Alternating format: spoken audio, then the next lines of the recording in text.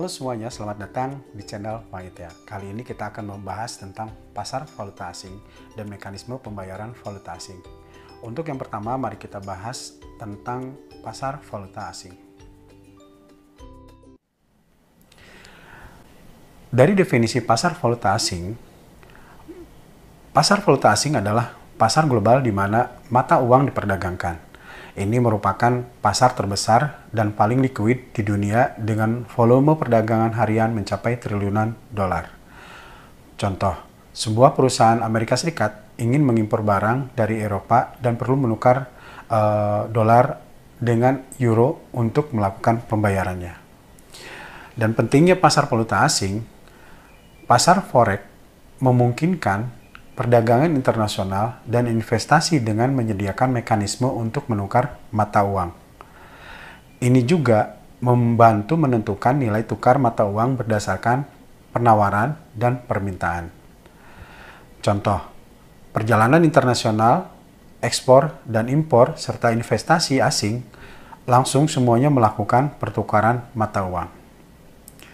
Dari sejarah singkat tentang pasar valuta asing, pasar forex telah berkembang dari sistem barter sehingga menjadi pasar elektronik modern. Beberapa tonggak yang penting itu adalah meliputi dari contoh standar emas. Mata uang diukur berdasarkan nilai emas. Perjanjian Bretton Woods menetapkan nilai tukar tetap pasca Perang Dunia Kedua. Pasar valuta asing modern setelah 1971, kurs mata uang mulai mengambang bebas. Struktur pasar valuta asing yang pertama adalah pelaku pasar.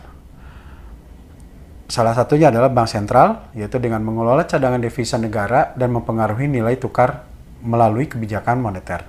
Bank komersial memfasilitasi transaksi valuta asing untuk klien, korporat, dan individu. Perusahaan multinasional melakukan transaksi valuta asing untuk operasi internasional. Pialang valuta asing menghubungkan pembeli dan penjual di pasar forex. Individu atau trader retail, trader yang berdagang mata uang untuk tujuan spekulatif atau investasi. Jenis pasar, yang pertama adalah pasar spot. Transaksi mata uang yang diselesaikan segera, biasanya dalam 2 hari kerja.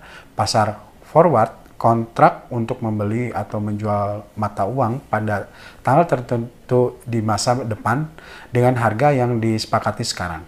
Pasar futures, kontrak standar untuk membeli atau menjual mata uang pada tanggal tertentu di masa depan dengan harga yang disepakati di pasar berjangka. Pasar opsi memberikan hak tetapi bukan kewajiban untuk membeli atau menjual mata uang pada harga tertentu sebelum tanggal tertentu. Untuk fungsi pasar valuta asing, yaitu mekanisme transfer dana internasional, memungkinkan pembayaran dan transfer dana antar negara. Penyediaan likuiditas memastikan ketersediaan dana untuk transaksi mata uang. Pengelolaan risiko nilai tukar, yaitu untuk membantu perusahaan dan investor mengelola risiko yang timbul dari fluktuasi nilai tukar. Untuk mekanisme perdagangan, yaitu pertama adalah kita jelaskan tentang proses perdagangan. Penjelasan perdagangan forex terjadi di platform perdagangan elektronik di mana penawaran dan permintaan menentukan nilai tukar mata uang. Kurs beli atau bid price, harga di mana pasar bersedia membeli pasar uang. Kurs jual, harga di mana pasar bersedia menjual mata uang.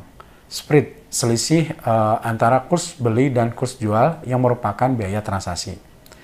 Firing mata uang, yang pertama adalah major funds. Pasangan mata uang utama yang paling liquid dan banyak diperdagangkan seperti Euro, USD, dan GBP dan USD. Minor funds, pasangan mata uang yang tidak melibatkan USD seperti Euro. Exotic funds, pasangan mata uang yang melibatkan mata uang dari negara berkembang atau ekonomi kecil seperti USD, TRY, USD, SGD. Yang selanjutnya adalah faktor yang mempengaruhi nilai tukar kebijakan moneter dan fiskal. Keputusan suku bunga oleh bank sentral dan kebijakan fiskal pemerintah dapat mempengaruhi nilai tukar. Dari segi tingkat suku bunga yang lebih tinggi menarik investasi asing yang dapat memperkuat nilai tukar mata uang. Inflasi yang lebih rendah biasanya menyebabkan apresiasi mata uang karena daya beli yang lebih kuat. Stabilitas politik dan ekonomi, negara dengan stabilitas politik ekonomi yang tinggi biasanya memiliki mata uang yang lebih kuat. Data ekonomi makro, indikator seperti GDP, tingkat pengaturan, dan data manufaktur mempengaruhi persepsi pasar terhadap kesehatan ekonomi suatu negara dan nilai tukarnya. Berikut kita akan menjelaskan tentang analisis pasar valuta asing. Yang pertama adalah analisis fundamental. Analisis fundamental melibatkan evaluasi faktor ekonomi, sosial, dan politik yang mempengaruhi penawaran dan permintaan mata uang. Indikator yang pertama adalah indikator ekonomi. Data ekonomi seperti laporan pekerjaan, inflasi, GDP, dan manufaktur digunakan untuk menilai kesehatan ekonomi suatu negara dan nilai tukar. Analisis teknikal. Analisis teknikal didasarkan pada analisis pola harga historis dan indikator teknikal untuk memprediksi pergerakan harga di masa depan. Selanjutnya kita akan membahas tentang mekanisme pembayaran valuta asing. Topik ini juga sangat penting bagi Anda yang terlibat dalam perdagangan internasional atau sekedar ingin memahami bagaimana transaksi lintas negara bekerja. Pentingnya memahami mekanisme pembayaran internasional. Mekanisme pembayaran internasional adalah salah satu aspek krusial dalam perdagangan global. Dengan memahami bagaimana uang berpindah dari satu negara ke negara lain dapat membantu Anda menghindari risiko dan memastikan transaksi berjalan lancar. Untuk mekanisme pembayaran internasional, pengertiannya adalah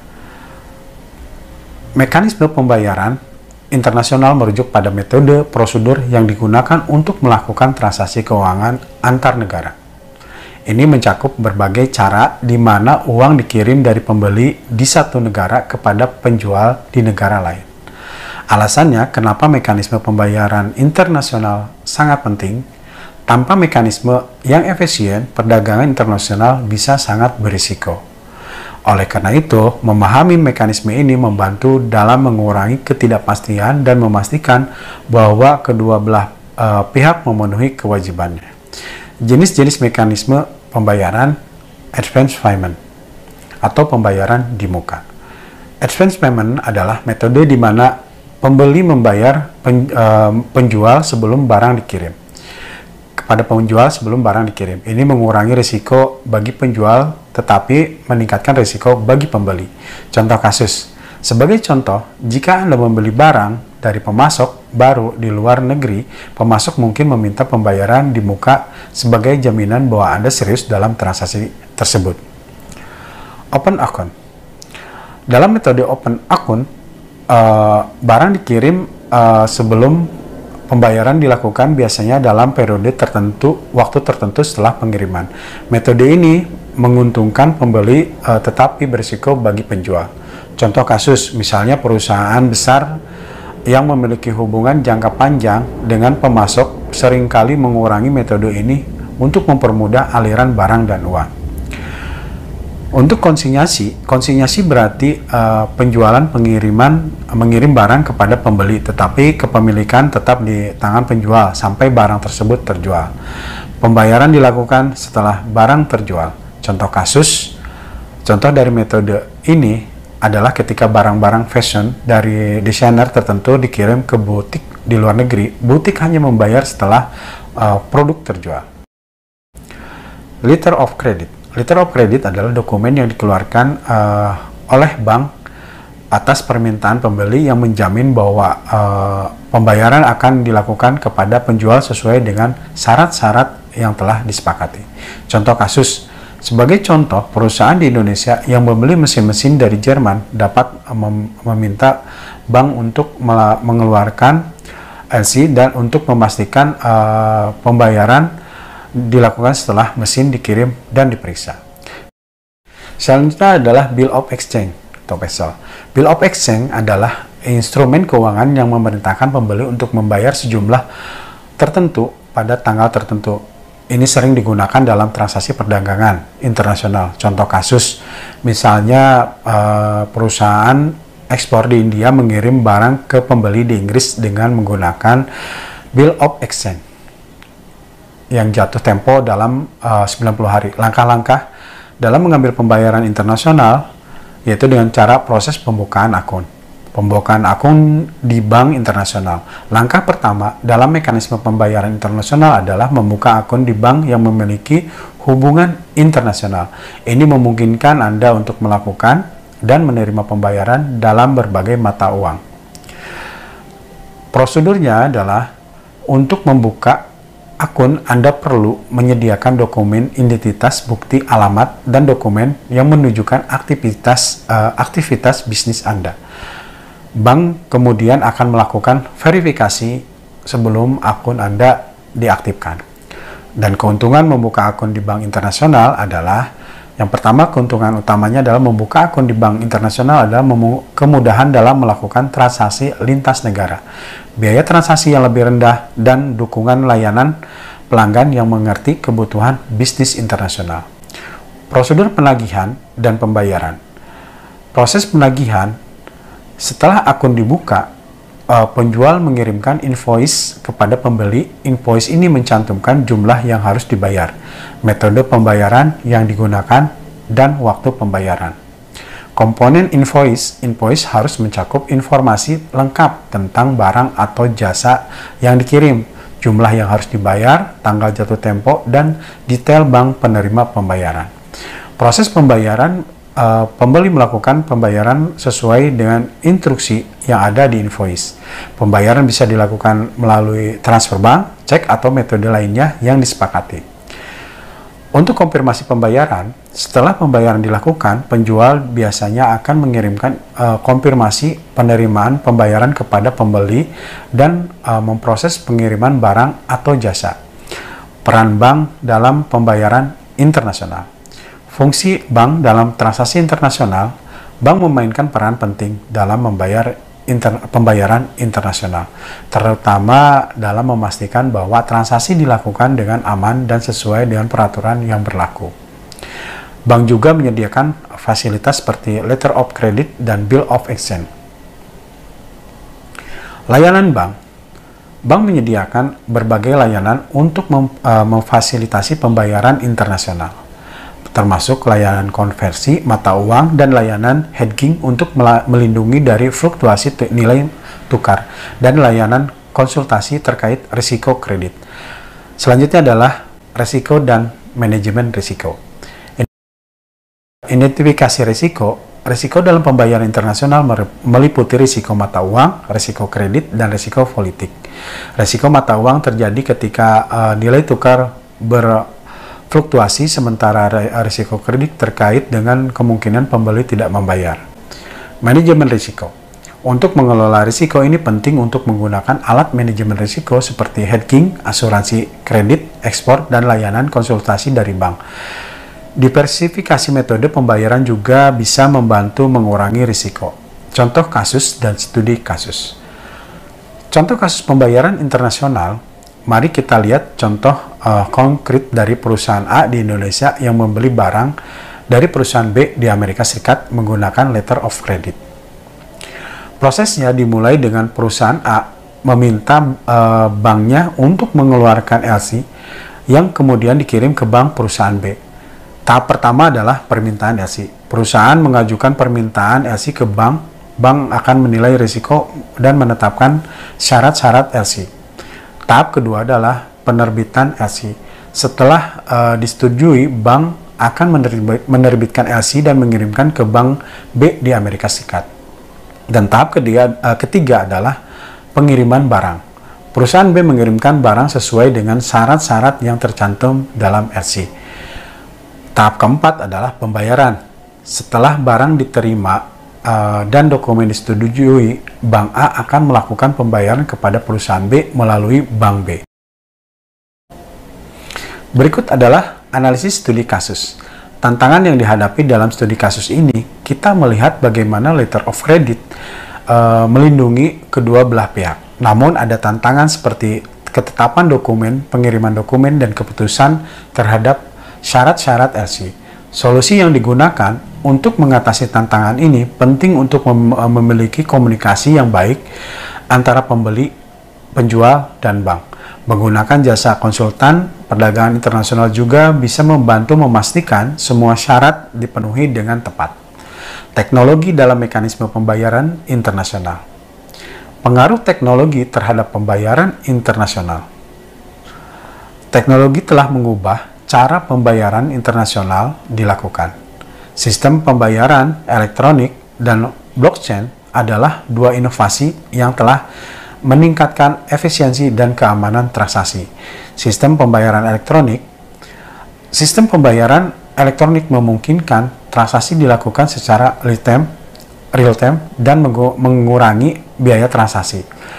Dari segi blockchain menawarkan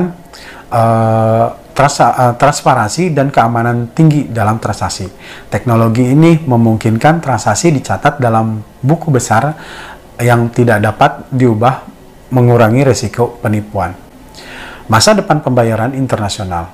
Ke depan, kita bisa melihat lebih banyak integrasi teknologi dalam pembayaran internasional, seperti penggunaan smart contract dan mata uang digital yang mempermudah dan mempercepat transaksi. Smart contract adalah kontrak yang dieksekusi sendiri dengan ketentuan yang ditulis dalam kode. Ini memungkinkan pembayaran dilakukan secara otomatis setelah syarat-syarat tertentu terpenuhi. Mata uang digital seperti Bitcoin dan mata uang digital sentral dapat mengubah cara kita melakukan pembayaran internasional dengan mengurangi biaya dan waktu transaksi. Tip dan trik. Memilih mekanisme pembayaran yang tepat. Dalam memilih metode pembayaran, pertimbangkan faktor seperti kepercayaan antara pembeli dan penjual, kondisi ekonomi negara asal dan tujuan, serta biaya transaksi. Dari segi kepercayaan, jika hubungan bisnis baru dimulai, metode seperti letter of credit atau advance payment bisa lebih aman. Kondisi ekonomi. Diperhatikan stabilitas ekonomi negara asal dan tujuan untuk menghindari risiko nilai tukar yang tinggi. Biaya transaksi. Bandingkan biaya yang dikenakan oleh berbagai bank dan layanan pembayaran untuk menemukan yang paling ekonomis. Dari sisi trik mengurangi risiko pembayaran, untuk mengurangi risiko menggunakan metode pembayaran yang memberikan jaminan seperti letter of credit dan melakukan diversifikasi pembayaran untuk mengurangi ketergantungan pada satu metode saja. Diversifikasi, gunakan kombinasi metode pembayaran seperti sebagian dengan letter of credit dan sebagian dengan open account. Asuransi kredit ekspor, manfaatkan asuransi kredit ekspor untuk melindungi diri dari risiko kredit. Kita telah membahas berbagai mekanisme pembayaran internasional mulai dari advance payment hingga letter of credit. Kita juga melihat bagaimana teknologi mempengaruhi cara kita melakukan pembayaran internasional. Saya Ali Ahmeduddin, terima kasih. Wassalamualaikum warahmatullahi wabarakatuh.